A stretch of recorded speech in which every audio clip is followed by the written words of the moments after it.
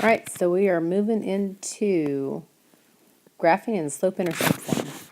So slope-intercept form traditionally is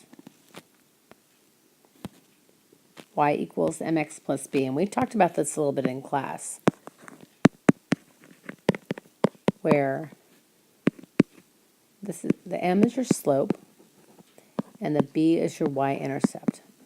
But I think we can start a new trend, and we're going to flip that around. So we're going to use y equals b plus mx. And the reason we're doing that is because I want to use a couple of different terms when we're using that. So this y-intercept, and it's fine to understand that that's y-intercept, that's where it crosses the y-axis. But I want you to think of that as your initial value, where you start. Okay? And then value. And then your slope is how it changes. Okay? How it changes. And I think then when you try to convert that to real life examples, it'll make more sense to you. So we're gonna try that and see how that goes. Okay. So down below where we graph these, we're going to actually flip around each of these equations, which is okay. Okay. And when I say flip around, all I mean is that we're going to change the direction that we have these. So we're going to have y equals, and this sign goes with that 4. So we're going to have negative 4 plus 2x. So now your first number becomes where you start, and that is always going to be on, like we did in the last set of notes, that's always going to be on your y-axis, always. So we're going to, in this case, put a point at negative, put a point at negative 4. Then, since your change is always going to be, you need to think about as output per your input. So we always want this to be a fraction, this slope right here. So we're always going to put that over a number. If we have a whole number, we can make that into a fraction by just putting it over a 1. So that means, and we're going to have that equivalent to rise over run. So that means in this case, we're going to rise 2 for every 1 we move over. This is our slope right here, right? So the slope of this line is 2. And it's positive, which means when we graph this line, it needs to go uphill somehow, looking left to right. So from this point, we're going to go up 2 and over 1. So there's our next point. And remember that the slope of a line is constant, so it's going to keep doing that. So we're going to go up 2 and over 1 and put a point right there. And do it again and go up 2 and over 1. And up 2 and over 1 right there. And then draw our line. Okay? All right, so let's try the next one. And I just think it makes more sense to start with this initial value. So it's not that y-intercept slope is fine, or excuse me, slope-intercept form is fine. It's been here forever, but I actually think it makes more sense to just change the direction of those and put that 4 in the front, and then how, which is our initial value, or y-intercept, and then how it changes behind. If you want to leave it like this, it's totally fine. But for a while, I'm going to switch this around. So this one will be y equals 4 minus 5/4 x. Okay. So our initial value, again, is going to be on that y-axis. And in this case, it's going to be a 4. So I'm going to put a dot at 4. And then now I know that my slope, how it changes is the number that goes along with the x, because the x is your input, right? This is what's changing every time. This 4 is constant. Nothing's going to change that 4. That's where we start. That's when we have no input at all. Nothing's gone in the machine yet. We start at a 4. But now I'm going to add a 1, for example, into this negative 5/4 x into my function. I'm going to put a 1 into the machine. And I need to figure out what I'm going to get out.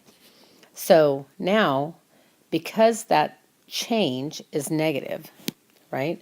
So the slope of that line is negative 5 over 4. That means that my line, I'm decreasing every time by 5/4. Okay, so that line's going to go downhill.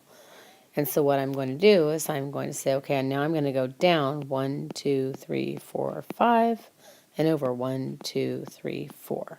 So I should have a point right there. Okay. And sometimes, depending on the coordinate plane you're given, you could also go up 5 and over 4. And it would still be a point on this line. It would just be over in this direction. You're going to have a lot of practice in class, so you'll be able to figure out how those two things kind of go together. Okay, so if our x equals 4, I want you to remember what kind of line that is. So that means no matter what y is, x is going to equal 4. So all I have to do is go on my x axis and figure out where 4 is. Well, 4 is right there. And what this really says is whatever y is, x is equal to 4. So I could have 4, 0. That's where I'm starting. I could have 4, 1. I could have 4, 47. It doesn't really matter, but my x values always have to equal 4. Okay?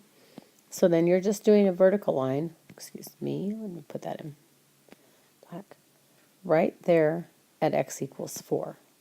So remember that this is always going to be a vertical line when you have x equals a number. Okay? There is no y value.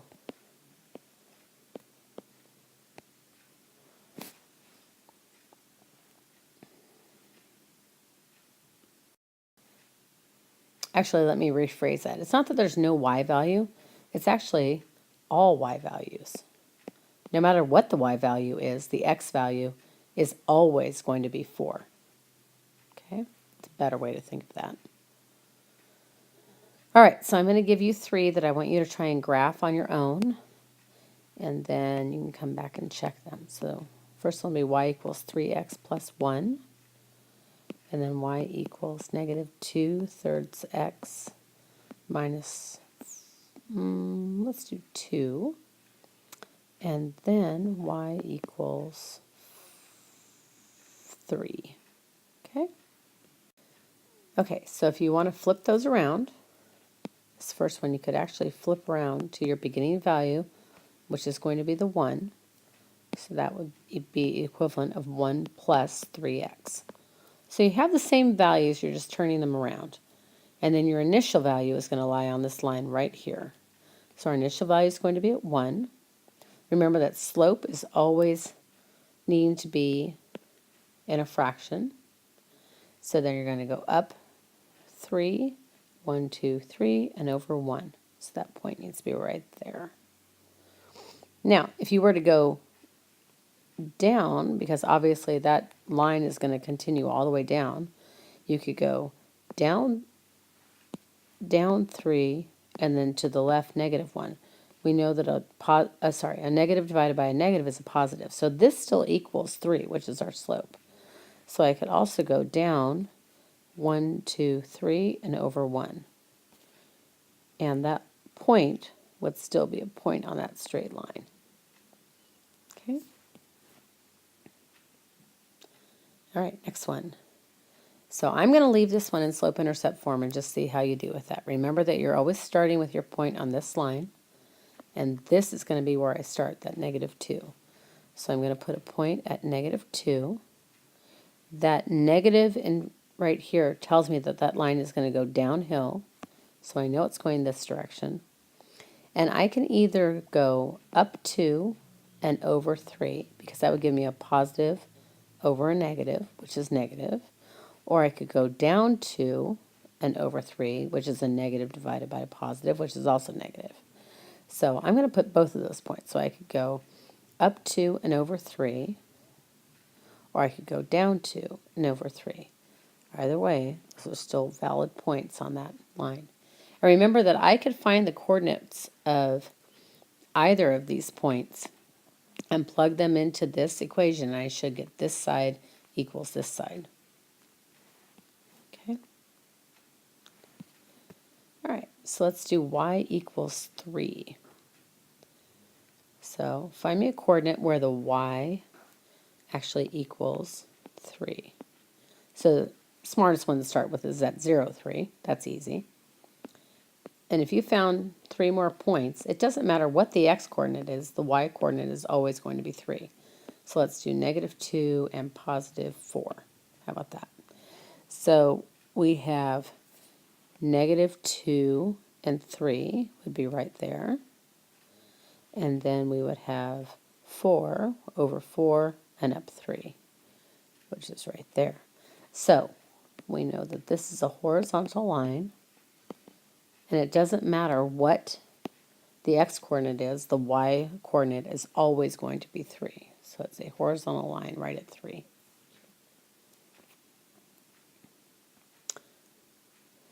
And I think that should be good. You should be good for graphing slope-intercept form. Lots of practice tomorrow.